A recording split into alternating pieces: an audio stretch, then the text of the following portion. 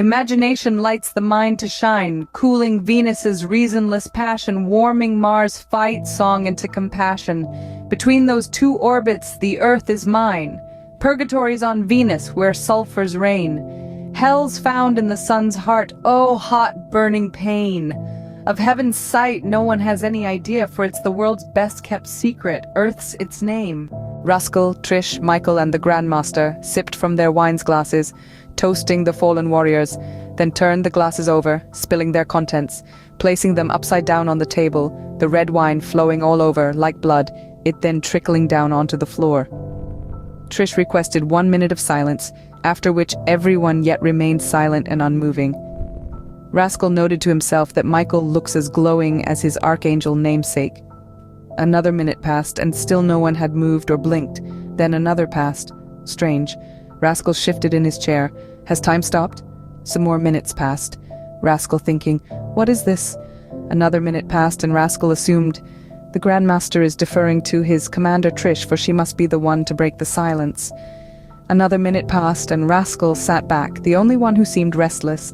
Trish suddenly unsheathed her sword and swung it through the air, and it surely split some atoms, at least dislodging a few electrons, for there were bright sparks, and brought it down lightning fast, passing but an inch away from the Grandmaster's ear, and then rested it on his shoulder, he not flinching at all. Rascal nearly jumped out of his chair. Trish spoke unto the Grandmaster. This shall be my last command to thee, glorious master. Rise, my equal, as the 10th degree Grandmaster of the Western Empire. I shall take the Eastern. I have much to learn there. You report only to Thomas Vale, as do I, on conspiracy matters, otherwise only to goodness. The new 10th degree master rose, letting some seconds go by. Not this again, Rascal thought, tensing up a bit. But not another second passed, then did the master pull out his sword so quickly that Rascal could hardly follow it, and swung it toward Rascal's ear, creating a breeze as it stopped and came to rest on his shoulder. Rise, Rascal Puff, as a 4th degree field leader, work in between toes, with also have the honor of the Butterfly and Dragon Master, larger kind of butterfly. I raise you straight level 4 since already know you many everythings, plus show courage to end and good sport be. No worry, you soon go beyond 4th degree of gravity to be charge of electricity, then feel attraction of magnetism. Good you not move. Save ear for here. Rascal rose and said, Butterfly honor? Yes, one flap of wing change course of history. I've heard about the butterfly who caused a hurricane, also caused him a cane. Yes, I'll see it true. Now Trish, I thank you deep. You most wise divide by east, west, for east blend into west, west blend into east, even overlap. No sanctuary for their evil be, but never no boss of company share top spot. We are more than a company, and rather are in good company as friends and now as co-leaders. It was Frederick who told me about the transition of east into west. Plus, we have so much intel and so many leads and loose ends to follow up on. There is more than enough work for two now and in the future. Also, I am married now, and so I may have to spend a lot of time doing laundry. Good one. Trish and Michael retreated into the shadows. Attack going well. We leave some conspiracy paper about centres after copy them, so governments learn involvement. Maybe purge they themselves of traitors and let up on toe search. This is farewell, isn't it, Master? See you soon? Wish so, but not likely. Yes, we go separate way now, old friend Rascal. You due at airport soon for LA trip. Ninja helicopter take you over still uncertain land. And you, my friend? I go west, young man. Hail, farewell, fine fellow met. I not forget these time.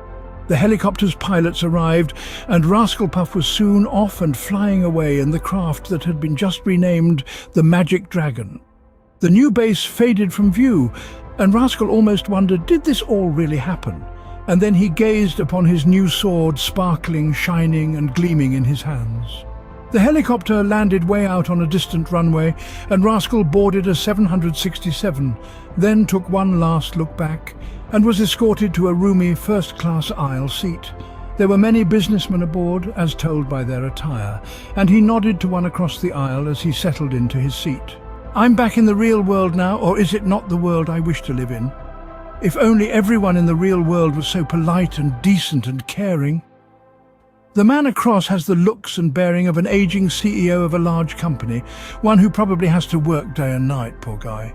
He ordered tea and Rascal did the same. Rascal was about halfway through a movie of The Gladiator, when he noticed a strange frequency in his headphone and quickly ripped it off, for his hearing was now so acute that he could even listen to thermal vibrations if he so desired. The CEO looked over, and in a flash the well-dressed fellow picked up the man sitting behind Rascal, and in an instant carried him to the emergency door, opening it and flinging the man out, almost seemingly going out himself, but in actuality grabbing the door and swinging back inside from the bounce of the hinges as well as from the backdraft of swooshing air from the plane's forward flight, landing back in his chair and lifting his teacup to his lips all in one fluid motion. A stewardess rushed up from the back and asked Rascal, "Did something just happen here?" "No, nothing happened," answered Rascal. She gave him a quizzical look and then returned to the galley. "Good answer, old friend," said the CEO. "Grandmaster, I didn't recognize you in a suit and tie and with that new hairstyle. Just traveling cloth. Ah, I once wear this to base on Halloween and everyone gets scare. What just happened here?" The master rose and inspected the area behind Rascal's seat. "I hear to it. Ah, here's some device connect to earphone of you. I look at, listen." The master looked up and smiled. "Some kind of brain drain, but they only get what you wish for dinner serve. But Rascal friend, I no think lobster serve on airplane." "Well, master, thank God. And lobster is my favorite meal, but I really wasn't thinking about it at all." "You were, but that lobster memory gone now." "The conspiracy?" "Yes, be them. But they're out of money, and they are much more than decimated. But there's no good word for that." "True, but tow only they hope now." Rascal asked the Grandmaster on the airplane, "How did they find me?" "Not know. We'll look into. Maybe just luck of some fleeing agent that happened see helicopter way out by luck. Right place, right time. I half suspect him when see." Rascal added, "Then fortune fall. Big bad luck arrive. Wrong place, wrong time. Our friend, you talk the talk." "How did you suspect him out of all these people?" "Easy, only person sit behind you." "Are there any more of them on board?" "No, many asleep or not move forth. Rest seem true scare." "What are you doing here?" "Take no chance until you safe on Ninja Jet aircraft. Have go west as old man, so give self job on way. We still live in dangerous times. But the evil is now beginning to dwindle away." "You really do know long words and full speech?" "Yes, but many of the ninjas do not. So I guess I just got used to speaking in that manner of shorthand. It works rather well, doesn't it?" "Yes, I'm even starting to think in that shorthand for speed. Thank you be here. You not need me, you give mighty chop." "Yes, I would have. You trained me well, but I don't know that I would have thrown him off of the plane." "Better sit down, have tea with one try-empty mind?" "No, I guess not." The plane went on to land in LA, the master saying that some ninjas would meet him soon and transfer him to a secure ninja jet for the remainder of the trip. "Farewell again, Rascal man. Meet again someday, not soon. Am not sure future. Is adventure definition." Rascal's escorts arrived, the master nodding to them and leaving. They all sat down in the lounge across from some people reading the newspaper. The papers dropped, and there were Frederick, Brad Pitt, and Austin smiling a mile wide. They all hugged and began to tell of many great tales while they walked toward the ninja aircraft. Tales that would have been quite unbelievable to Rascal, but for what he had gone through. Rascal stopped at a food machine, fiddled with it for a while and said, "I'm not sure how to work these slot machines, but I think I'm winning." For change was coming out and spilling all over the floor. Frederick looked over to Austin for a second and then said to Rascal, "This is a new type of vending machine that gives change for bills put in if all you do is press the coin return lever." "Ha, I got you both, for I even bought a scanner and learned how to use it. Learning come fast now. Install software disk, connect USB, press button." "Good one, Rascal," said Austin. "Did you scan the vibracious lady?" "Where is everyone else?" asked Frederick of one of the escorts. "Graybeard come from other side underside world, Michael use energy, other go different time, so not chance lose all tow questingers at one time, like president not fly with vice president, all you meet up secret tow place at." Rascal added, "Is Hawaii the secret place?" "No. They boarded a small but sleek black ninja jet that had a missile under each wing." Rascal asked, "What do you mean lose all at one time?" "Never know future, could be happen." The obviously Hawaiian flight crew of stewards and stewardesses came aboard. "Are we going to Hawaii?" asked Rascal of one of them. "No, but destination classified, no more question." The jet lifted off to the west and ascended high into the sky, higher than most planes did, much above the clouds, and then leveled off, flying into a moonless night. Drinks were served, and soon afterwards a lobster was served to Rascal, a roast duck to Frederick, and lamb chops to Austin. "Do you crew guys know everything?" asked Rascal. "Of course not. Not even understand any kind theory of everything." Rascal just sighed and enjoyed his meal. It was about 3 hours into the flight when the plane dropped beneath the clouds, descending rather rapidly. An announcement from the captain came on saying, "Everything fine, wear triple-strap seatbelt." They had hardly gotten them on when the plane went into what might be called a free fall. All exterior and interior lights suddenly going off as well, with gravity soon increasing 3 times over as the jet slowed its descent. An announcement reported, "Everything fine, no worry." The tow-questers looked out the windows and saw the deep black nothingness of the ocean rising up to meet them, identifiable only as dimly lit by starlight, when their sharp vision became accustomed to the blackness within and without. The plane suddenly leveled off, as if it were in a landing pattern. "There's nothing out there," said Frederick. "No islands, no lights, nothing but water." Rascal added, "None on this side either. Hawaii would have been another 2 hours, right, Austin?" The ocean swept by, only 500 or so feet below. "Indeed," answered Austin. "We seem to be landing on the ocean." "Brace for landing," said the announcement. The jet's wing flaps flared, as could mostly only be felt, as the plane then almost seemed go into a stall. But then there was a very quick stop and a rebound, as the tail hook caught on the landing cable of the Black Ninja aircraft carrier.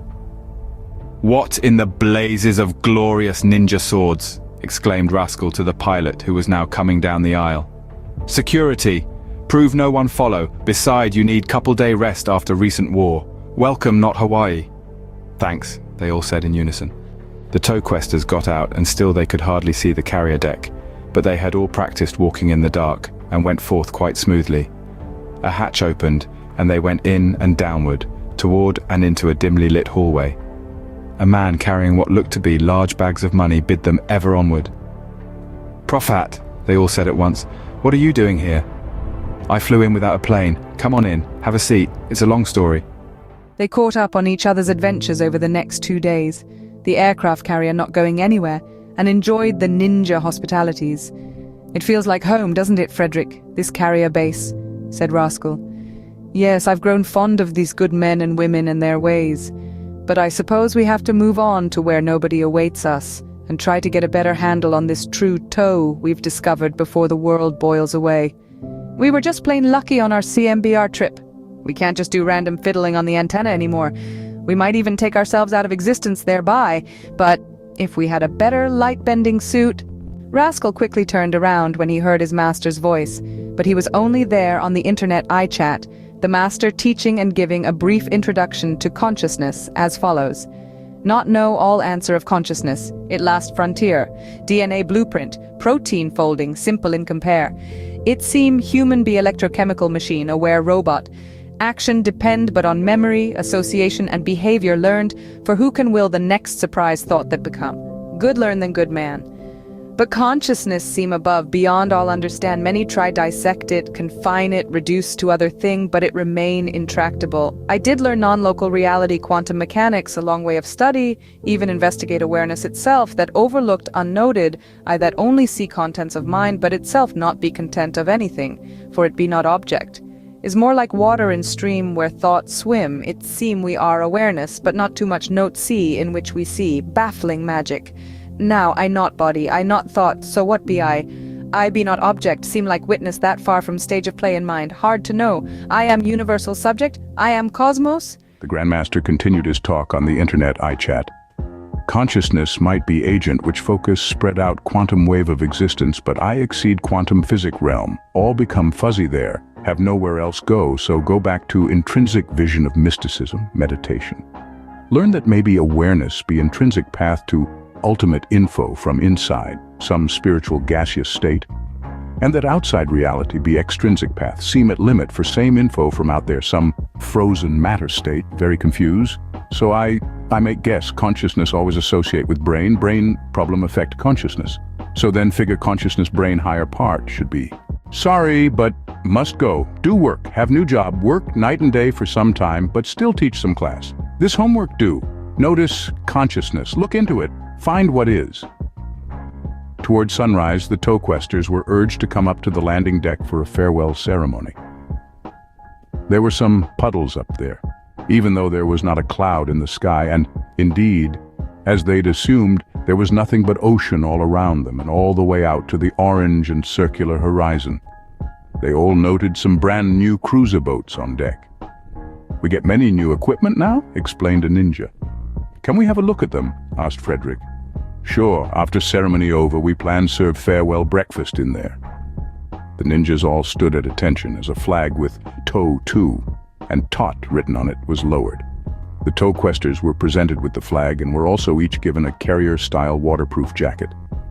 Some words came out of a loudspeaker that, in summary, wished the tow-questers well in their tow quest, and that the long-term future of the word now rested on their shoulders. The tow-questers sat down to breakfast in the boats, watching the sun rise from the ancient falling-off edge of the world. A waiter hovered about, going from boat to boat, refilling their drinks, adding to their meals, and so on. They noticed during breakfast that the ocean seemed to be rising, but perhaps this was only an optical effect of the tropical dawn. But then, after concentrating on breakfast and finishing, they noted that the water was almost up to the top deck level. They looked around and saw no one left but the waiter, whose shoes were beginning to get wet from the ocean water now running all over the deck. "Waiter," called out Frederick, "you'd better tell the captain or the admiral or the commander, whatever he's called, that his boat is sinking." "I am Captain Commander Admiral, 9th degree Grand Master of the Pacific Fleet." "But the water," said Austin. "Everything fine," answered the one formerly known as the waiter. Rascal sent a fax to Austin, whose boat was only 10 feet away, saying, "Aircraft carriers don't submerge, do they?" Austin sent a fax back saying, "No, but they do now." "Oh, what's the framework here, and where is it disappearing to?" Frederick asked of the commander. "You run boat rest of way. Follow heading writ there. Different one each of you. Bon voyage. Need you alone time with self, after many crowd. Only 1,000 mile to tow place. Be well, write postcard, be dry with jacket, sail forth, see you." The water was up to the commander's knees now, and the aircraft carrier was completely underwater but for its bridge tower. "Thanks for your hospitality," said Frederick. "Where's your ship going?" The water was up to the commander's waist now, and the tow-questers' cruise boats had begun to float on their own. "We submerge in day like submarine for be secure, or when not much happen. Give you surprise boat excitement as gift, plus it more secure way. I go down with ship, swim to bridge hatch. Be sure use suntan oil provide or stay canopy. Save world. Bye, so long. Fare thee well. Au revoir. Bonjour. Toodaloo. Nice know you. Have enjoy. Be well. Gonzville. The tow-questers, Austin, Rascal, Brad Pitt, Frederick, and Profbat, all waved goodbye and headed off together, eventually following their differing headings off into their slightly diverging directions.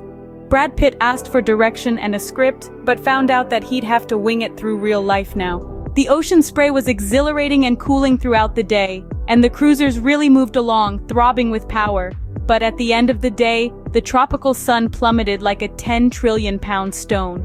The moon wasn't up yet, and so they were all soon enveloped by the absence of light, and thus were absorbed into the overwhelming nothingness of the darkest night that they had ever known, since looking for a black cat in a coal bin in a dark basement during a power outage. Above them, fires burned the stars away. Below them, the earth turned under their feet. Within them, unworded dreams haunted their souls. Around them, night poured blackness on the waves. Still excited, their dopamine systems running wild, they strove on, each on their own course, stopping often to view the stars as they'd never ever seen them before. All was so very quiet when they paused to stargaze. Starlight stabbed the utter darkness of night, causing many new ideas to wink and form in their joined minds as sparkling thoughts lit from the universal flame, as all the while the cosmos played rhythm to their merged and singing souls. For out there, deep in the vast darkroom of the seemingly endless void, came the starlight from which the human race had flashed into being. Like a prismatic lens, human evolution via natural selection had strained the white lights of the eternity of the stars into the amazing rainbows of their minds and selves. These stars were the fires of home, beckoning the tow-questers forth, toward the mysteries of the unknown. The Toequesters are in the Pacific Ocean, in their separate boats on a long voyage. The ancient travelers of the sky, among them Orion, Leo, and Gemini, smiled down at the Toequesters who had bravely stared death in the face, those who were now in the arms of death's fair brother, sleep, calm, and secure in his embrace. Good thoughts filled their dreams.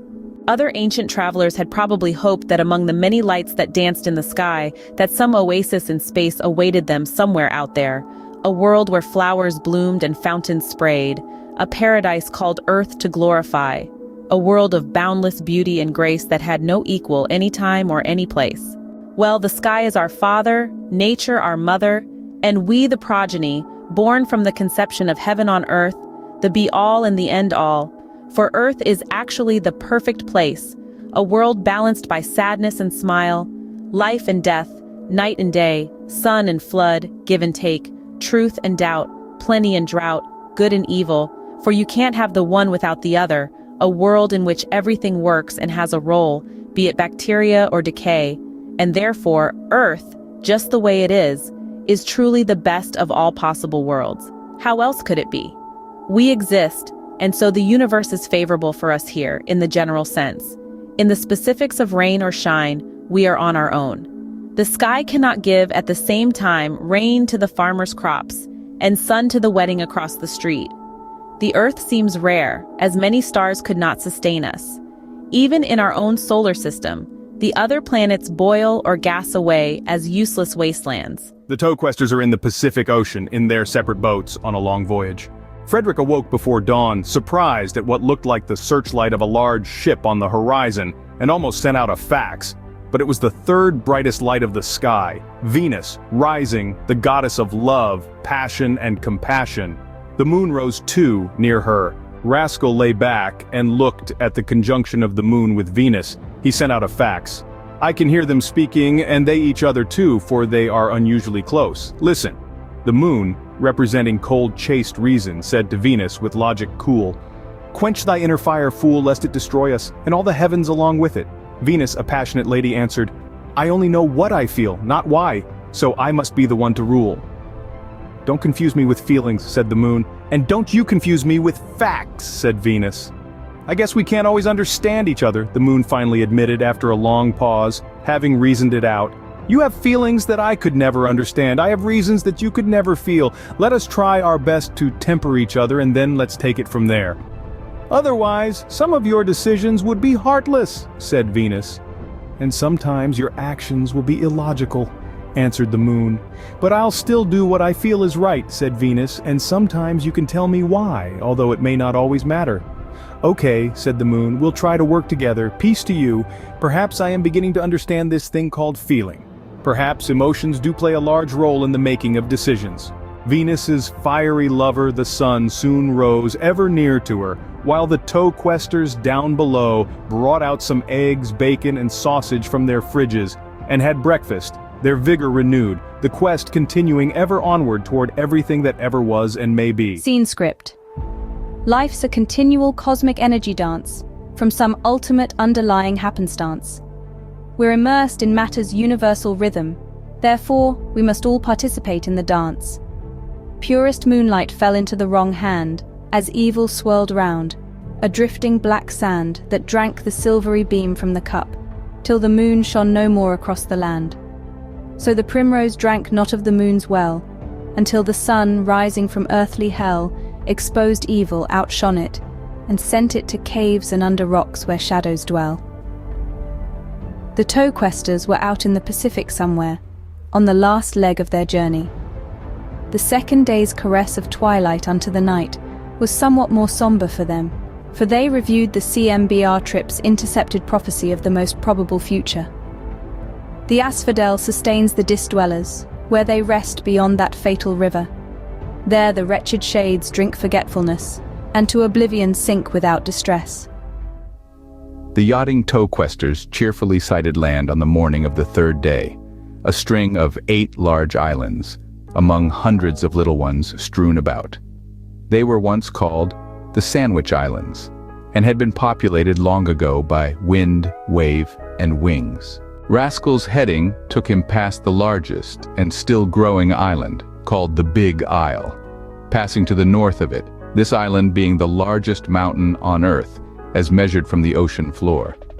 He noted the two gargantuan, but ever gentle volcanoes, called Mauna Loa and Kilauea, and swept on past 6 more islands.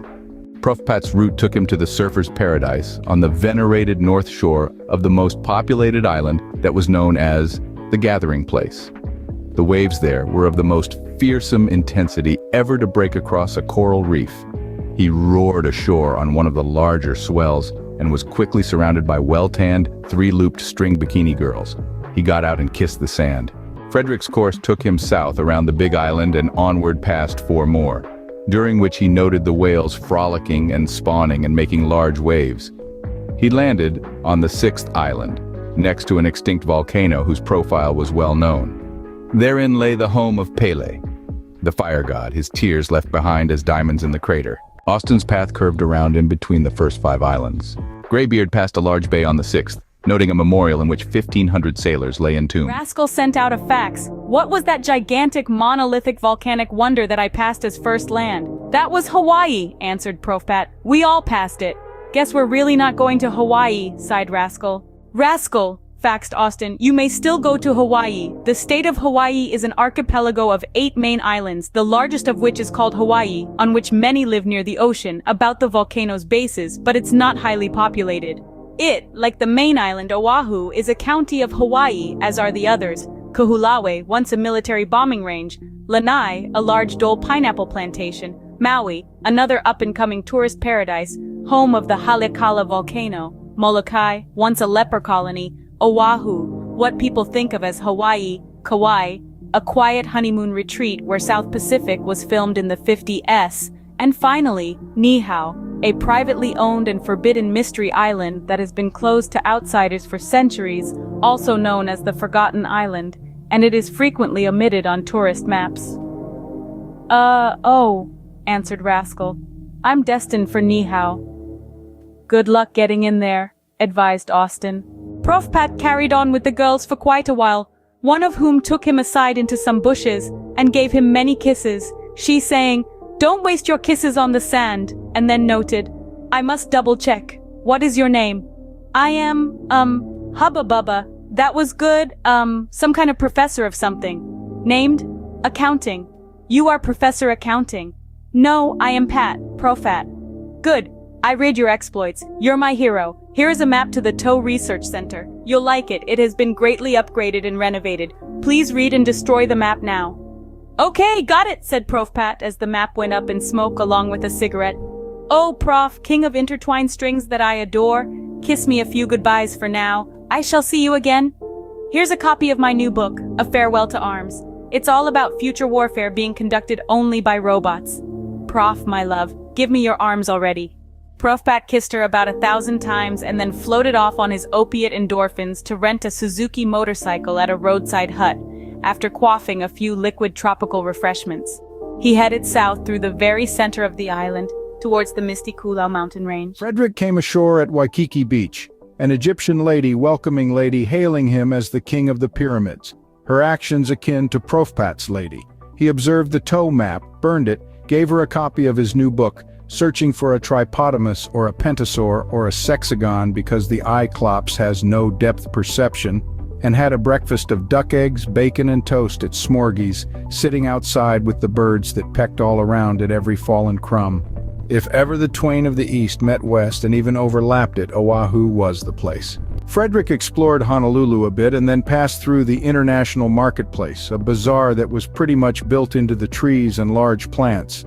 Overwhelmed by the scents, sights, and the friendliness of the people that was so lacking in other countries, Frederick sat down on a bench and talked to everyone and even to a chatty bird for a while, then rented a Bridgestone motorcycle and drove off along the Aliwai Canal and headed north towards the mysterious Manoa Valley. Austin landed on the eastern shore, rented a Honda motorcycle, and headed up toward the Pali Lookout, stopping at the old swimming hole and diving from the cliffs into the base of a waterfall, and then continued on, refreshed. Greybeard landed near a hotel, dove into the surf, and surfaced in the hotel lagoon.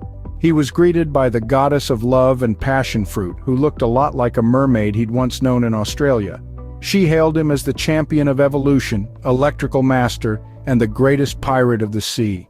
She embraced him 100 times over and under. Greybeard read the map, roasted it, gave her a copy of his new book, The Joy of Underwater Creatures, and then ordered drinks for them, resting and surveying the scene, and then was off to rent a Kawasaki motorcycle. Rascal, sighting Nihao, passed by some patrol boats that seemed not at all alarmed, and docked on the forbidden shore, and was soon met by a sweet and loving Hare Krishna-looking girl who hugged him many times over in every way, in every dimension. "Would you like to attend our feast?" she asked of Rascal. "Be there lobsters?" "No, just parsley and coleslaw." "No thanks." "Rascal, master of many dimensions, you're supposed to ask me for a map." "Oh, do you have a map?"